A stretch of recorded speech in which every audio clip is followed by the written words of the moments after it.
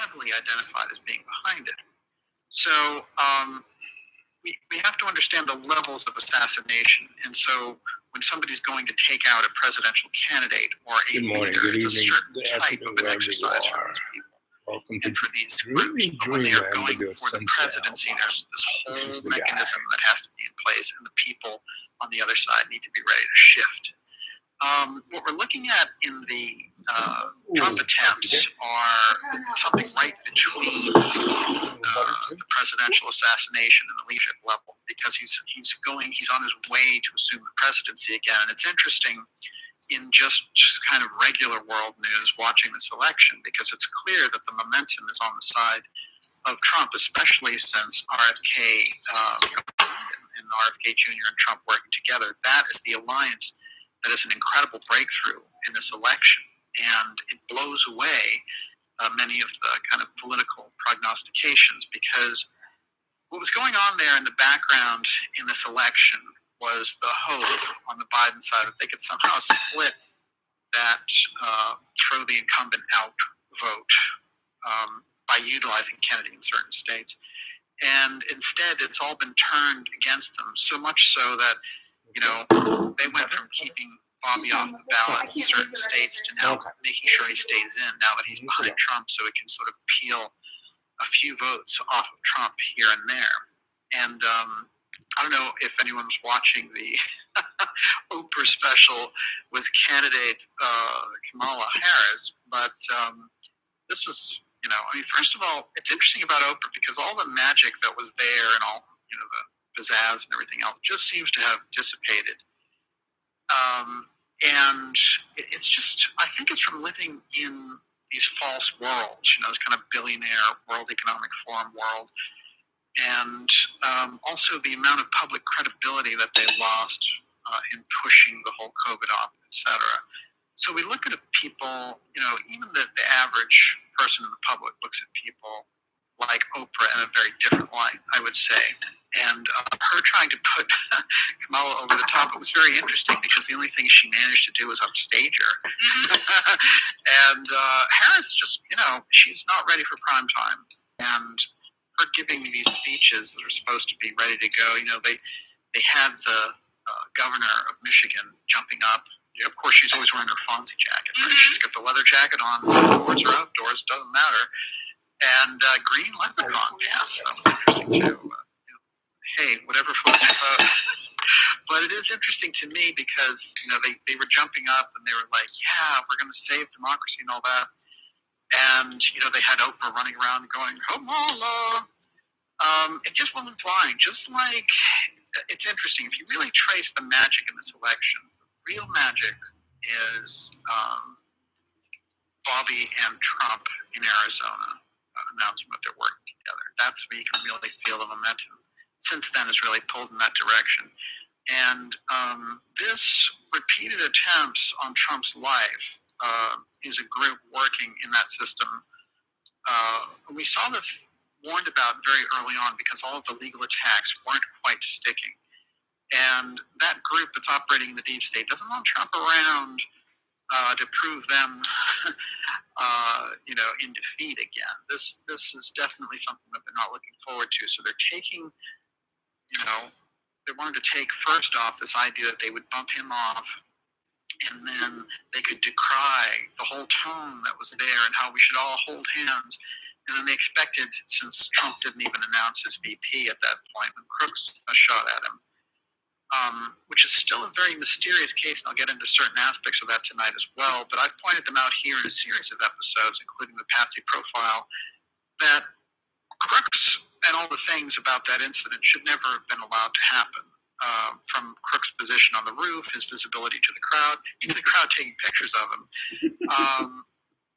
he was allowed to be up there. This is one of those let it happen on purpose episodes, along with the fact that there were many doppelgangers operating there who looked exactly like Crooks, who were walking around, so the Secret Service guy could be like, hey, that's Crooks over there. He's got the T-shirt and the hair and the flat face, as it were. He's heading off into the woods while the other one is climbing up on the roof, So we still don't have the correct answers, but I thought what might be a kind of proverbial hardcore line in the sand was when DeSantis, the governor of Florida, who's trying to get back into Trump's good graces after running against him in the primary, said, no, you know what? You're not taking the perp, in this case, Ryan Ruth, out of our jurisdiction via the FBI, because the FBI were really after him. Remember, this is the same FBI that had crooks cremated before anybody could take a real good look at him. So what happened in the case of Ruth is quite fascinating, because we're right in the middle of a tug of war going on there. And DeSantis is saying, we want to talk to this guy. I want to keep him in our custody. We want the FBI gumming up the works here. What's going on? How did this guy, who had a number of different charges against him over the year, never do any time in prison? Stolen goods, possessing machine guns, weapons of mass destruction, and all this stuff, and yet no jail time.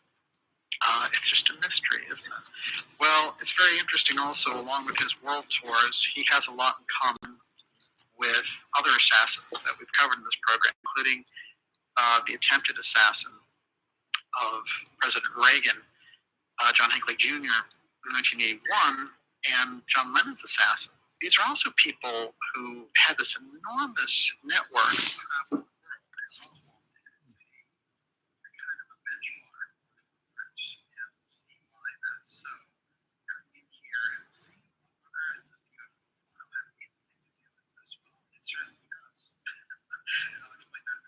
Watching the Dark Journalist show this assassination special. And so, like I said, we'll go to about 10 o'clock here tonight. We'll take your questions. So that's Dark Journalist. And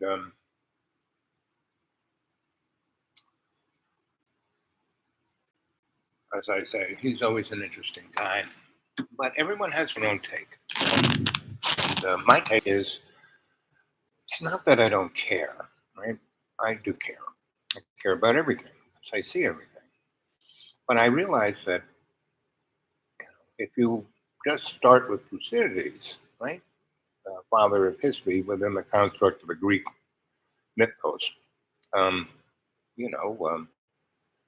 it's not that big a deal.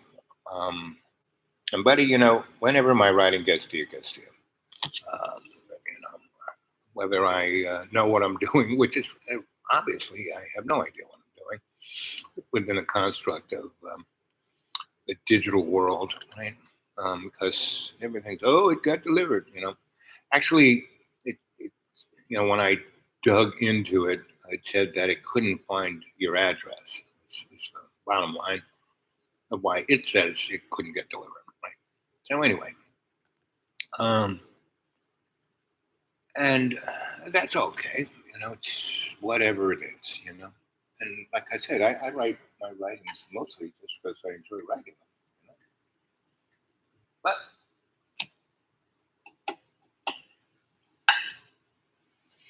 it's a beautiful sunny day. I mean, just look at that beautiful sunny day. And pretty much my whole summer has been this way. Right? So I have nothing to complain about.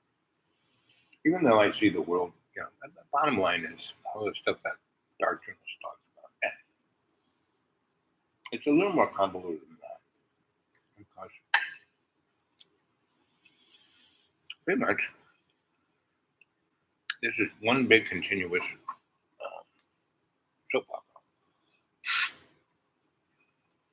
Going all the way back to the Greeks, And the Greeks were the thing that they thought most highly of was poetry and theater. We go to Delphi, where the first Olympics were. The two most, prominent things are the Oracle of Delphi, where people basically huffed psychotropic gas and saw visions, and then had sex, and then had depositories given to them to heal whatever was ailing them.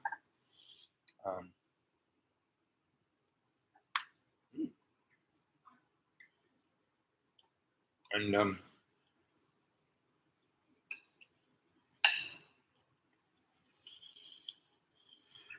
in theater, I told a story where I was on top of a hill and I thought I heard voices and looked down and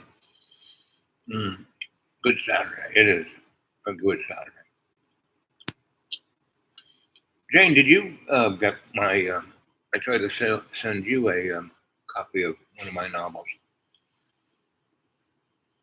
All right.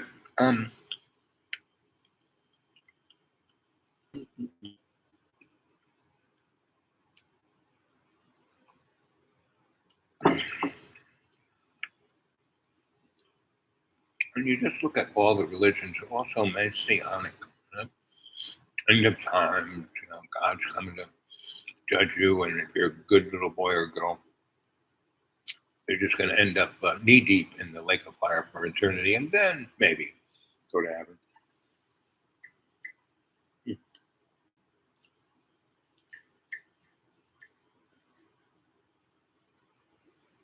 But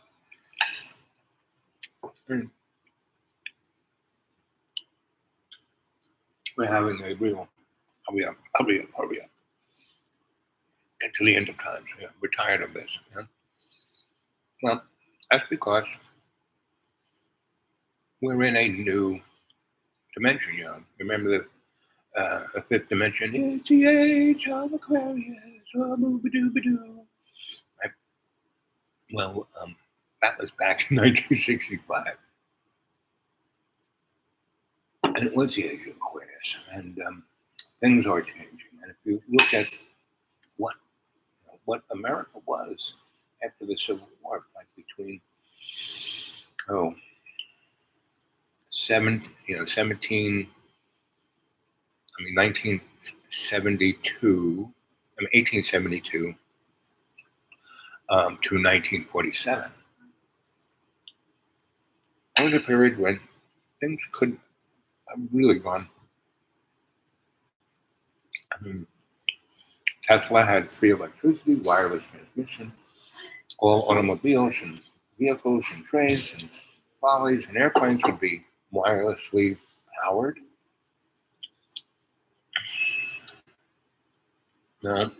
Basically, we'd have, he demonstrated a system that's kind of better than the Iron Dome in the 1880s. So it's to the War Department. And he showed that, see, if we put these all around our borders, we don't need you. And he said, oh, what? Oh, I don't think we want this. So,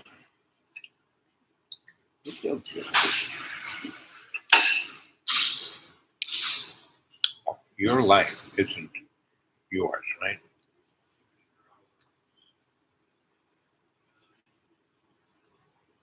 Photon beam. Okay. Well, the light, that light right there, the sunlight, the lights, incandescent lights, that's incandescent light. It throws a shadow, see? There's a shadow, right? Photonic light is not made by the rapid oxidation of electrons. I mean, it's kind of what the sun is. It's kind of what electric light bulb is, or fluorescent light is. Those atoms of the neon or whatever gas is in there is energized, made to vibrate real fast to illuminate, right? Now that's close to photon. Photon is a separate element. Really, you shouldn't be. Don't believe a word I say. What is a photon? According to Wikipedia, a photon is an elementary particle that is a quantum of the electromagnetic field, including electromagnetic radiation such as light and radio waves, and the force carrier for the electromagnetic force.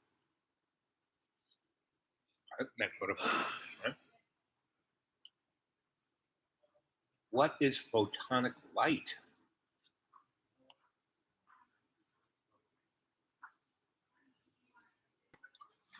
Study of light and its manipulation, detection, and generation is physical science.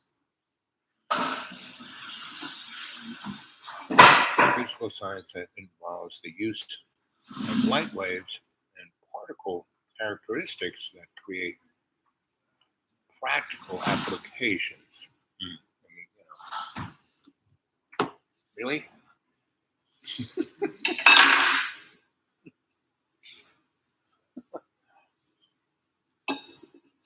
So that's the beauty of science, modern science. It's called doublespeak. It really doesn't tell you anything.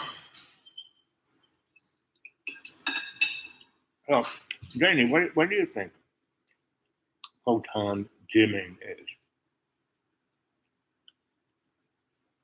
What have you heard?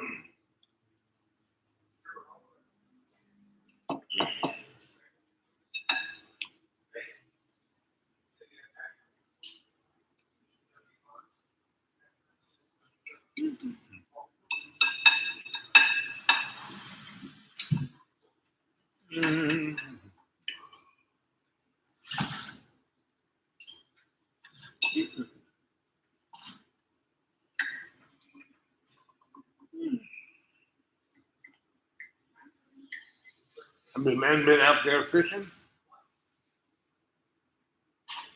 Have not.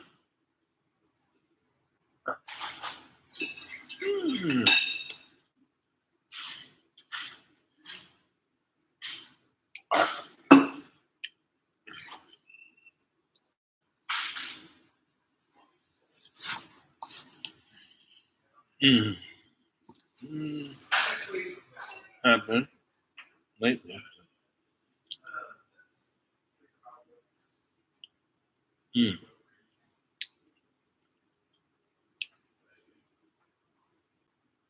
Yeah, the photon is us. Right? Well, photonic energy is God energy. And that light, we breathe it in, right? Just like the Hebrews had manna falling from heaven, feeding them for 40 years out there in the desert because they didn't listen to God. They didn't go straight into the promised land. They sent some boys in, said, oh, there's a big giant, and oh, it's scary. You shouldn't go. And then a couple others said, I think it's okay. But Moses just went the other way.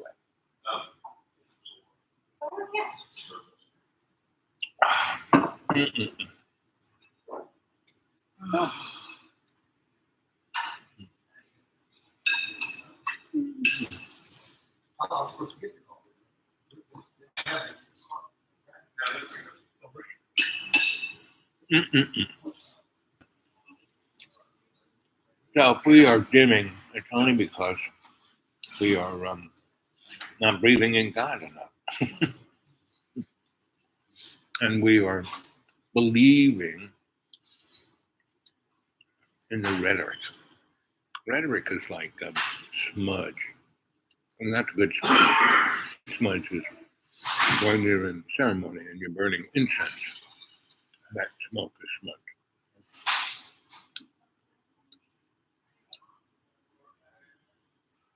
When you smudge yourself with sage, you cleanse your aura.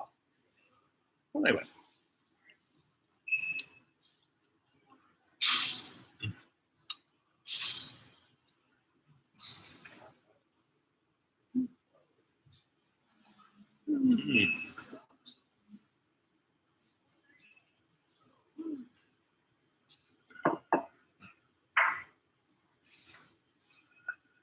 Oh.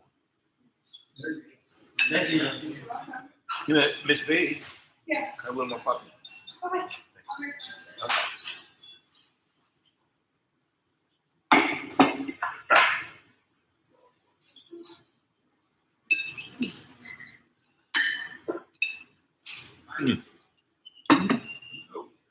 So like all the things that are surrounding us all the wars, the conflict, pollution. I mean, I drove in.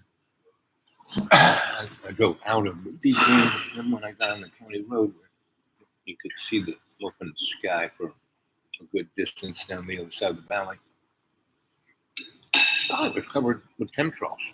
And now the sky is silver rather than blue. Early when I woke up this morning, I had some things to do before I got on the road. The sky was dark blue. And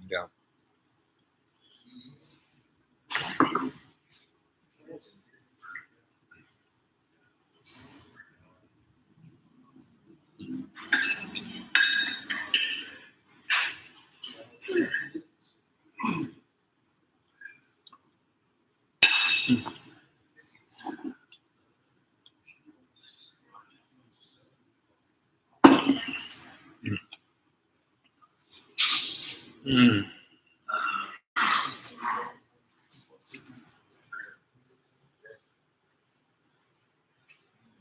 Mm-hmm.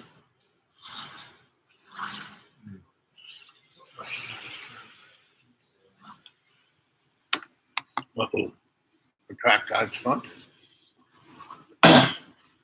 Your thoughts, your conscious intent of your godly thoughts, your better self. Not being open to fear, not being open to your ego, which are all illusions. Love is all there is. And so I wake up in the morning in pain, and I could turn over and turn on the radio to distract me, but all the news and blah blah does that. That's right. My prayers, the only one prayer that, is in the vernacular of everybody is the Lord's Prayer. Our Father who art in heaven, hallowed be thy name. Thy kingdom come, thy will be done on earth as in heaven. Give us this day our daily bread, forgive us our trespasses. We forgive those who trespass against us. That prayer, right? And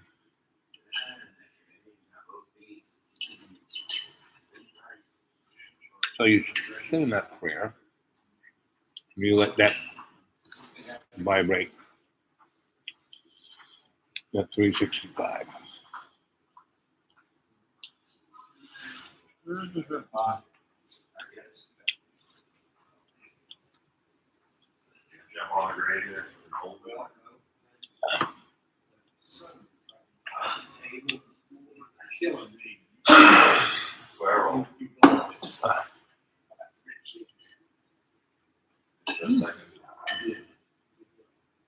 I have to make more coffee.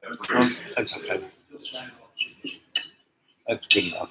You sure? Do you need anything else? I'm good. Thank you, babe.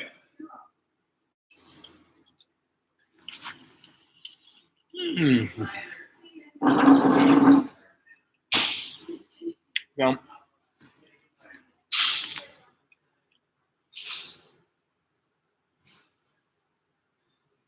Yeah, spell. Yeah. Like spelling. Spelling is a spell. Grammar is not the yardstick to measure truth.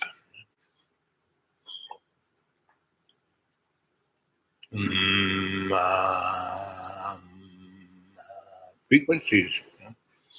That's why prayer and song and meditation, verbal meditation, are incantations. They're all about the frequency, right? Not so much about the words. Words are almost irrelevant.